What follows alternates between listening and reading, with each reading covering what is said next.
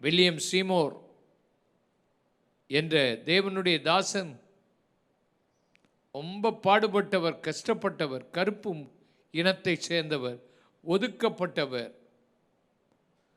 அவர் ஒரு சிறு கூட்டமாக கூடி தொடர்ந்து ஜெபித்து கொண்டிருந்த போது வானம் திறக்கப்பட்டது. ஆவியானவர் ஊற்றப்பட்டார். அக்கினி அசுசா ஸ்ட்ரீட்டில் இறங்கினது. அந்நிய பாஷை அடையாளத்தோடு அபிஷேகம் பெற்றுக்கொண்டனர். அன்றைக்கு அந்த ஊற்றப்பட்ட ஆவியானவர் தான் உலகமெங்கிலும் பெந்தெகோஸ்தே சபைகளை ஸ்தாபிக்க ஆண்டவர் உதவி செய்தார். அசம்பிளிஸ் ஆஃப் காட் சபைகள், சர்ச் ஆஃப் காட் சபைகள், இன்னும் பலவிதமான சபைகள் அந்த நாட்களில் உருவானது. சபைகள் வளர ஆரம்பித்தது.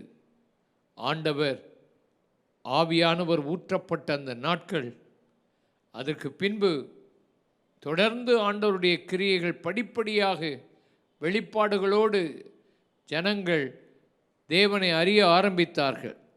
கிஃப்ட் ஆஃப் ஹீலிங் 1947ஆம் ஆண்டிலே எங்கு பார்த்தாலும் மக்கள் சுகமடைந்தார்கள். அற்புதங்கள் நடந்தது, அடையாளங்கள் நடந்தது.